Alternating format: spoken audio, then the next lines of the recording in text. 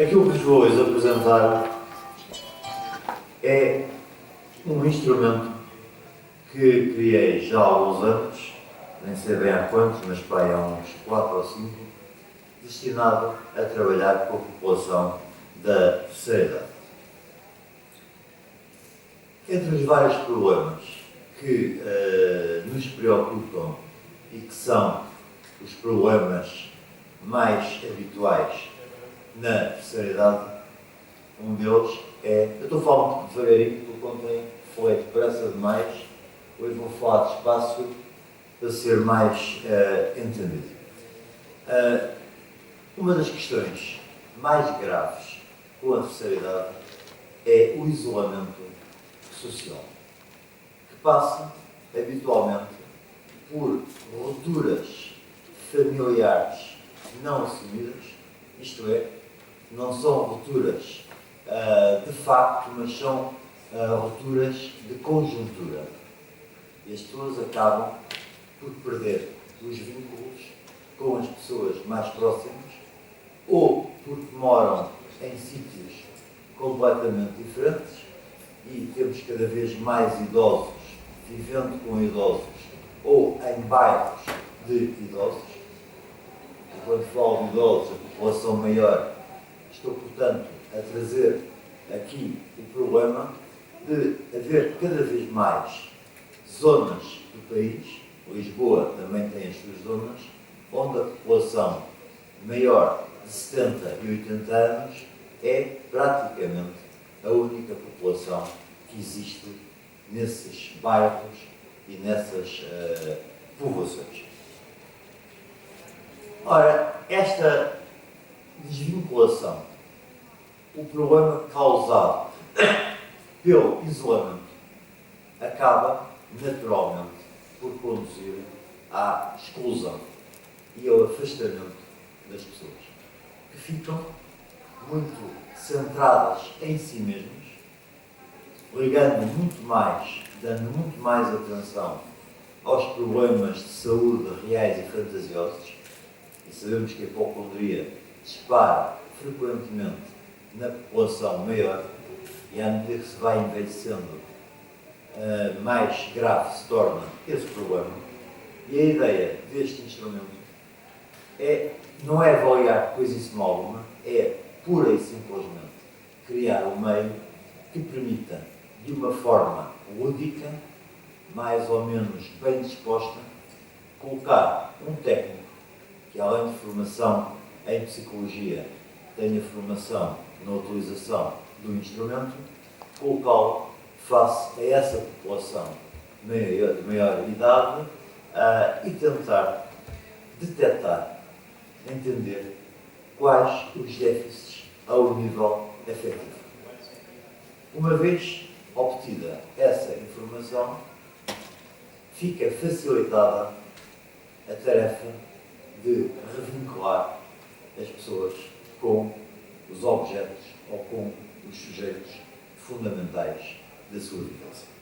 Portanto, numa síntese muito rápida, a ideia reside em estabelecer, estimular uma conversa entre um ou vários sujeitos com idades superiores a 70 anos, e muitas vezes bem superiores, sendo única condição que não haja um problema demencial, que aí não valerá a pena estar com o trabalho, e o técnico irá provocar a emergência do discurso por parte das pessoas idosas. Este instrumento consiste num baralho de 44 cartas, divididos por 4 naipes, tal qual como jogos de cartas, a bisca, a sueca, tudo aquilo quando se joga nos jardins de Lisboa e arredores, presumo também nos jardins de Santa Clara, de onde veio a nossa Presidente da Mesa, a quem também agora, há pouco aquela atrapalhação, não o cumprimentei, e agradecer-lhe a sua disponibilidade. A doutora Graça Ferreira fez aqui um mestrado em Psicologia, é presidente de uma junta de freguesia, somos amigos há muitos anos e hoje vai ser muito assertiva e vai agredir as pessoas que falem mais do que o tempo, começando por mim, se me exceder. Obrigado, Graça. Tem outra qualidade. Fizemos recentemente um protocolo entre a Junta de Santa Clara e a Psijus. O contrato de psicólogos forenses, temos aqui alguns belos exemplos na primeira fila. Voltando ao nosso jogo. Este jogo chama-se Rosa dos Ventos das Idades. RVI, para os amigos. Tem, como vos dizia, 4 naipes em que cada um deles corresponde a uma dimensão que deva ser estudada e pesquisada nesta intervenção. Vou-vos mostrar apenas algumas das cartas. Não fui eu quem fez estes bonecos. Eu sou incapaz de fazer qualquer desenho, qualquer pintura. A minha arte não existe. Foi a Patrícia Rodrigues, uma estudante de design da nossa universidade. E temos, por exemplo, aqui uma carta que está no naipe dos afetos. O coração traduz aqui o naipe dos afetos. E aquilo que é pedido ao sujeito, num jogo que pode ser com 2, 3 ou 4 pessoas, além do técnico, ou poderá ser de aplicação individual apenas com um sujeito, é pedido que faça esta carta, diga o que quiser. Não há aqui propriamente nada que seja guião de entrevista, senão a carta sobre a qual o sujeito irá pronunciar-se e dizer aquilo que entender. Mas esta carta, que é, normalmente as pessoas dizem que é uma criança, vê-se pelo bolão e pelo lacinho, ninguém anda com o lacinho assim, só os Esteves Cardoso, aparece-nos depois, dentro deste mesmo naipe, uma outra figura sobre a qual o sujeito irá pronunciar-se. E é pedido que, à medida que refere ao que comenta as cartas, as disponha num tabuleiro. Eu trouxe as cartas, não esqueci de dizer o tabuleiro. As disponha por ordem crescente de preferência, podendo alterar a ordem a qualquer momento. Aquilo que nos interessa é ver, no final, qual é a classificação que o próprio sujeito dá, a forma como está a gerir as emoções, à medida que vai comentando cada uma dessas cartas.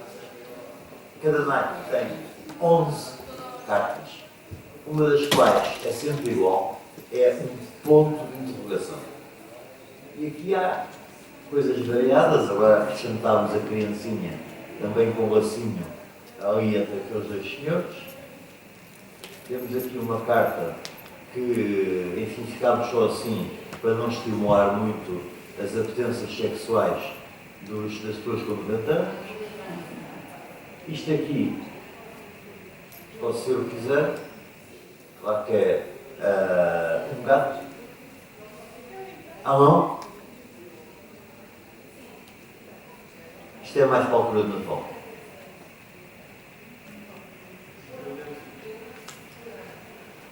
Cá está. Quando sai esta carta, tem uma bonificação sujeito quando isto sai, porque isto tem uma pontuação para se ganhar ou se perder o jogo, enfim, convinha. Para aqui visto ao sujeito, dentro do seu quadro afetivo, dentro dos seus afetos, o que é que quer dizer? Alguns não dizem nada. Isto já foi aplicado a muita gente, tem sido objeto de teste. Agora está aí uma aluna minha que anda também a fazer isso para o mestrado. Está aí com muita atenção a ver se eu passo. A Bruna. Mas esta carta vai aparecer em todos os naipes. Quando mudamos de naipe, por exemplo, agora estamos no naipe das expectativas. E reparem, a criancinha é a mesma. Mudou foi de cor. E vamos ter várias cartas que são as mesmas. E vamos ter algumas diferentes. Aqui diz que os sujeitos normalmente começam a falar do mundo. Uma vez que aplicámos isto a um senhor que tinha sido professor de geografia, ele nunca mais falava. E não havia a doutora Graça para lhe dar uma canola. Aqui temos outra carta que também se repete noutros domínios. Esta tem dado respostas curiosas, nem imaginam. O sentimento religioso nas pessoas mais velhas é muito recorrente, portanto, uma igreja não podia faltar. Além disso, também o patriarcado contribuiu para este jogo e nós tínhamos cá pôr a igreja. Uma casinha, que está engraçadinha. Pronto, aqui é a parte difícil em Portugal. Voltamos ao barco a navegar. Ora bem, isto repete-se, não vou estar aqui a mostrar. Isto está à venda, podem comprar. A cheinha é que faz o negócio. Este naipe é o naipe das expectativas, como vos disse. Aliás, este é o dos medos, desculpa.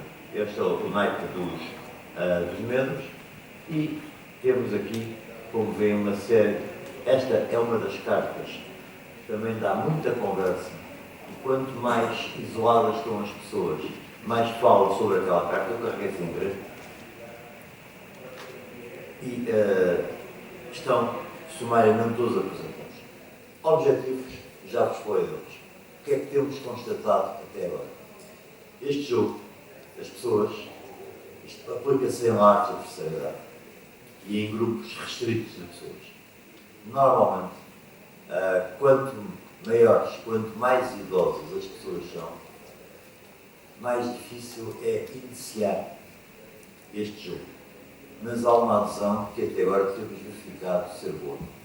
E os dados que estamos a obter têm-nos permitido perceber, junto das pessoas individualmente consideradas, aquilo que são os seus problemas ao nível de isolamento.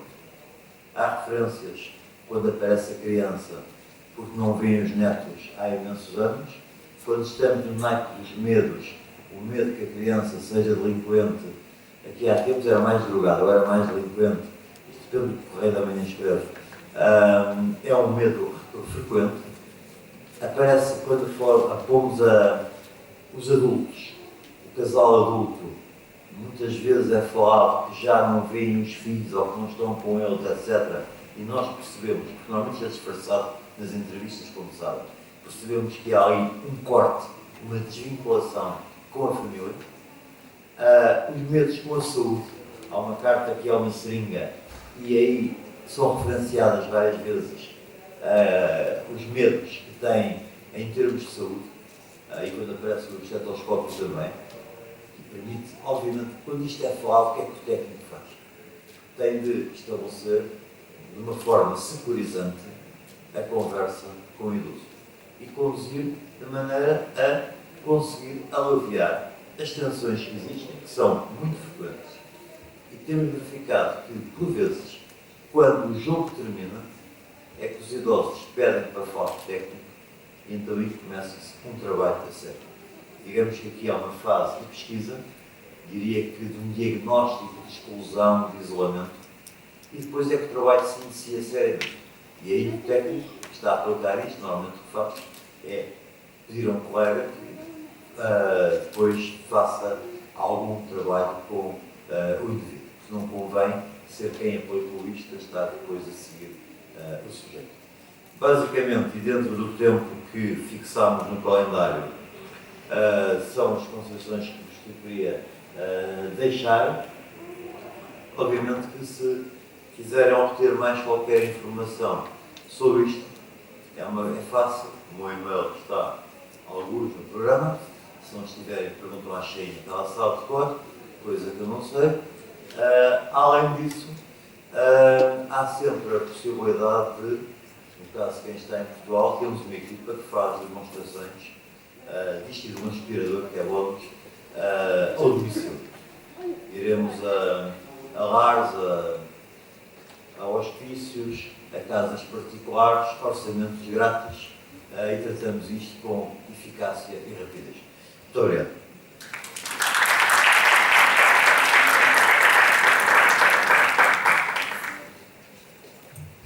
Sr. Professor Carlos Poiares, como seria expectável, nos agraciou aqui com uma brilhante exposição. avaliação com uma metodologia interessantíssima de auscultação das características das pessoas na terceira idade e com vista ao seguimento dos problemas detectados e evidenciados.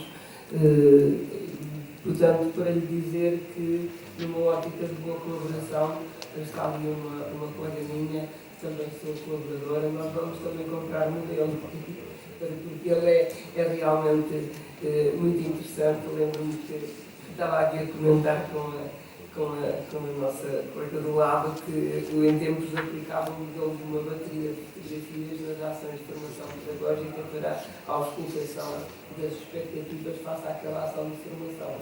Quando era fácil um desenvolvimento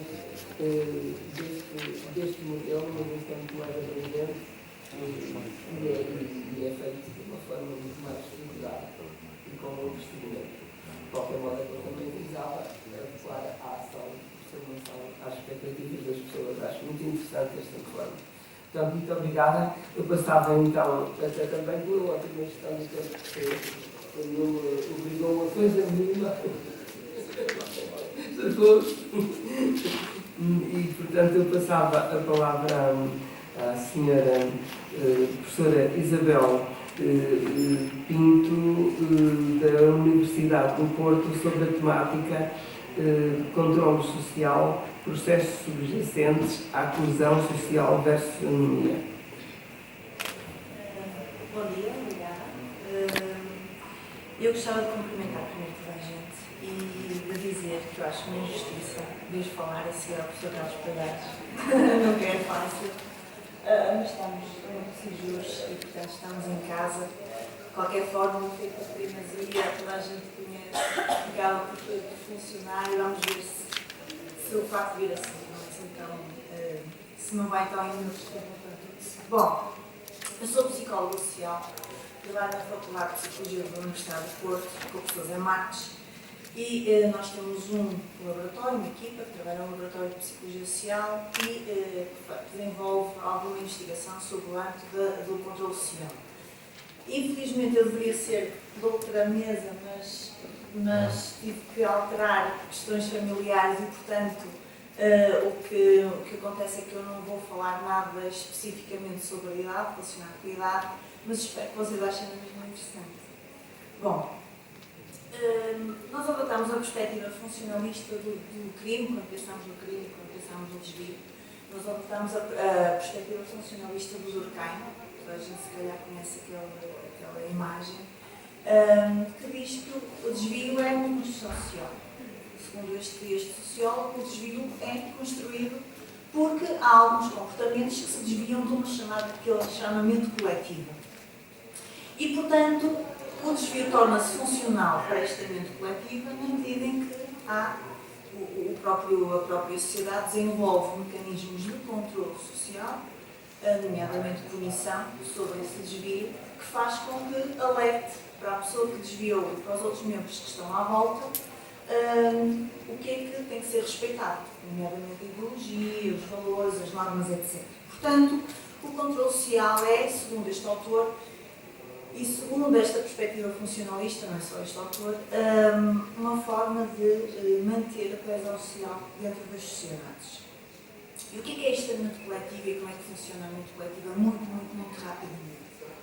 Ora bem, a mente coletiva tem a ver com a ideologia, com os valores que são fundamentais para uma sociedade ou para uma comunidade. Okay? E, portanto, a partir desses valores, a sociedade, nomeadamente alguns grupos dominantes, como, por exemplo, os vários tipos de poder, falta ali uns poderes que é o quarto poder, que é muito ativo, nos dias de hoje é muito ativo e se calhar um poder de forma negativa.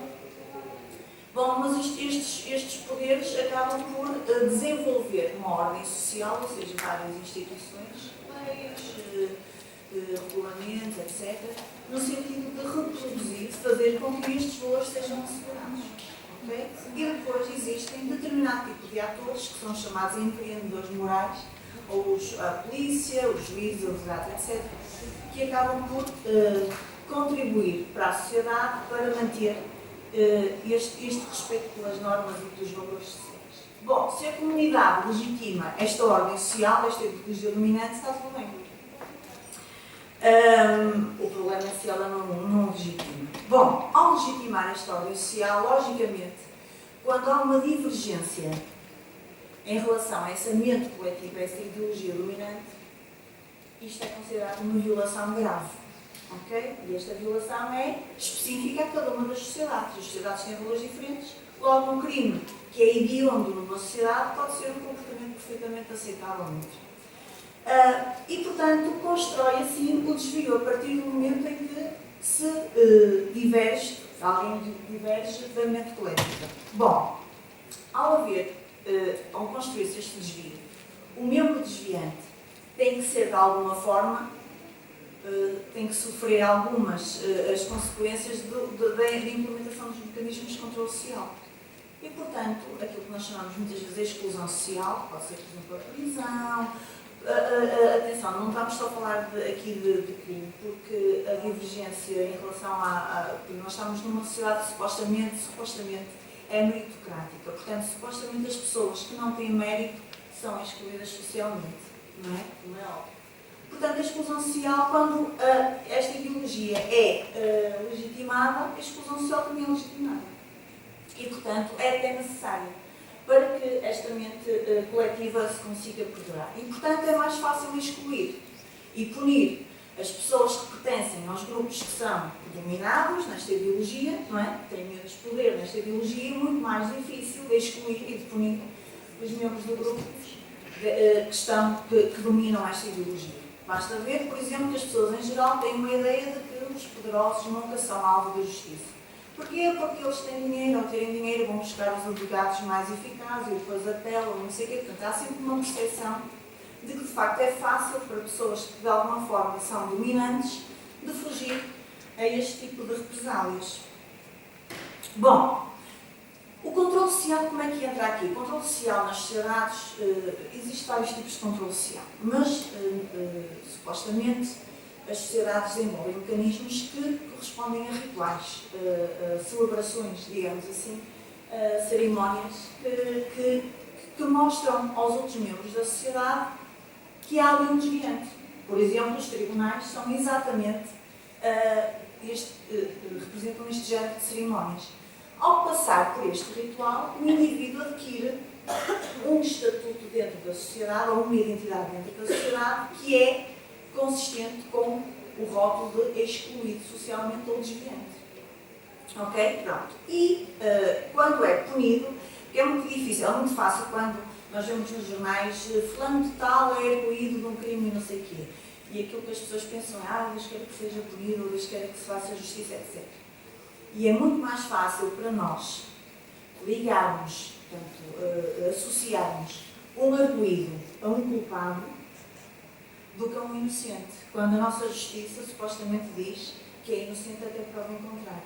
Mas é muito mais fácil ser culpado logo a partir do momento que há uma suspeita, porque não há fumo sem fogo, não é? É um ditado popular e nós temos de seguir os ditados populares, do que esperar para ver o que é que se passa. É preferível, então, se este arguido é alguém dominante, é muito mais fácil pensar, por exemplo, bom, ele não foi punido porque ele pode fugir à justiça, não é?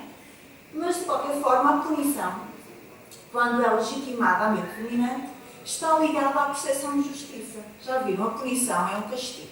Nós damos a alguém, ok? Nós, supostamente, não estamos num direito, numa era de direito repressivo, em que o que vale é punir e está feito. Nós queremos reparar a sociedade. Quando há um dano, nós queremos ressocializar o indivíduo. Mas, quando nós pensamos em punição, é muitas vezes ligada à justiça. E mais, é um mérito, ele merece. Não é? É um mérito muito estranho. Bom, portanto, nós estamos aqui a falar mesmo que a punição, de facto, legitima a mente coletiva, portanto, a ideologia dominante. E reforça. As punições podem ir desde as punições instituídas podem ir desde as mais softs, nós temos ali cartão vermelho, para mim é soft, se calhar para nos dura, não é? Uma multa num carro, etc., até as mais terríveis.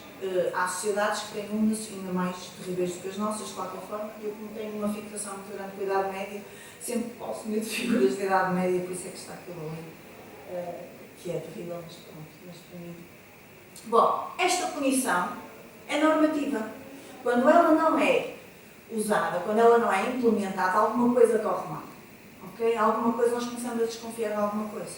Portanto, em suma, quando há uma ameaça à mente coletiva, construímos a noção de desvio. Essa noção, dessa percepção de que existe um desvio, faz com que nós nos tornemos muito prescritivos sobre aquilo que foi violado, sobre o valor que foi violado e queremos exercer controle social. Bom, e os nossos estudos ultimamente têm sido, isso não é possível. E se as pessoas têm a percepção de que não é possível exercer controle social, o que é que acontece? Okay? Segundo a perspectiva de Durkheim, aquilo que acontece é entrarmos em anomia. Entrar em anomia é muito mau para uma sociedade, porque entrar em anomia significa que se desagregam os laços. Ok? Bom, entrar em anomia, segundo esta perspectiva, significa que as pessoas perdem os sentimentos de falta, que adquirem sentimentos de falta de esperança no grupo, têm ausência de objetivos comuns, portanto a solidariedade entre eles diminui, não se reforça o comportamento normativo e nem se respeita a mente coletiva. Bom, nós já desenvolvemos alguns estudos e de facto nós encontramos este género de fenómenos. Okay? Portanto, encontramos que de facto, perante a falta de mecanismos de controle social, quando eles são necessários ou quando são legitimados, o que acontece é que as pessoas acabam por perder os laços com a sociedade. E mais, e acabam por aderir ao desvio. Este desvio aqui é um bocadinho particular, porque eu usei o desvio económico. É fácil as pessoas aderirem ao desvio económico. Que medida é que acha que, em algumas circunstâncias, é natural que se fuja ao fisco? Ok? É quase uma norma, se calhar, não sei, não é um desvio. Mas, de qualquer forma, as pessoas, quando percebem que não existe controle social, ou seja, quando percebem que não existe uma máquina sobre nós a pressionar e sobre os outros a pressionar para que se cumpra, as pessoas acabam por estar mais de acordo com a adesão ao desvio. Nomeadamente, até, imaginem, a lavagem de dinheiro. Mas, pronto, tudo dentro do crime económico.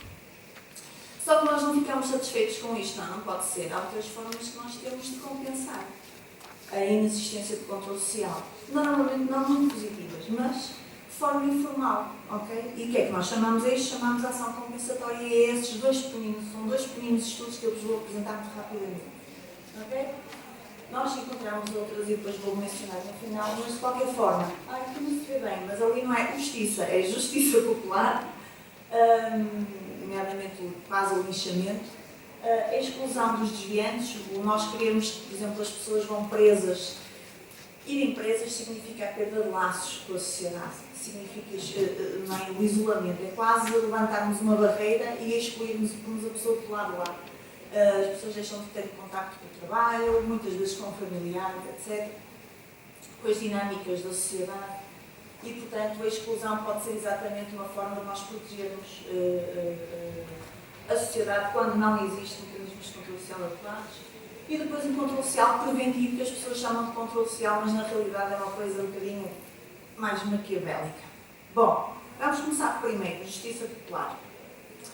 Este estudo foi feito quando foi este caso do bullying, não sei se vocês se lembram disso, pelo menos acho que em Espanha isto e ali em América isto não passou, isto foi um caso de bullying em Portugal que foi muito falado e foi muito contestado e o bullying é um fenómeno particular, porque é um desvio recente. Na minha altura, quando nós éramos adolescentes, não existia bullying, nem sequer existia a noção de bullying. Não é? Nós levávamos e estava feito. Íamos para casa pensar. Era mais ou menos assim. De qualquer forma, o bullying agora foi exatamente um desvio socialmente construído no sentido de proteger valores que são fundamentais. E é como está muito relacionado, essencialmente, as pessoas atribuem muito à adolescência e às crianças, é um desvio muito considerado muito grave. Ao mesmo tempo, as pessoas não têm noção de que existe legislação sobre bullying. Existe, mas as pessoas não acham que existe. E, portanto, nós achamos que seria um exemplo giro. Portanto, nessa altura em que houve este caso nas redes sociais, em que houve um grupo de jovens que batia num miúdo, num rapaz, e depois nós reparamos, e isso foi o que nos chamou a atenção e que nos inspirou por este estudo, nós reparamos que houve nas redes sociais, que é uma coisa que é engraçada, uma caça às bruxas, ou seja, houve uma justiça popular nomeadamente a última figura. Eu coloquei a última figura porque exatamente a última figura está na net. A última figura significa que as pessoas foram mesmo à procura e testaram isto, foram à procura dos nomes, da identidade destes agressores, para mostrar, divulgar quem é que eles são. Então nós pedimos a um conjunto de pessoas que quisesse falar sobre bullying, e nós tivemos 350 pessoas numa semana a falar sobre bullying, que pensassem no bullying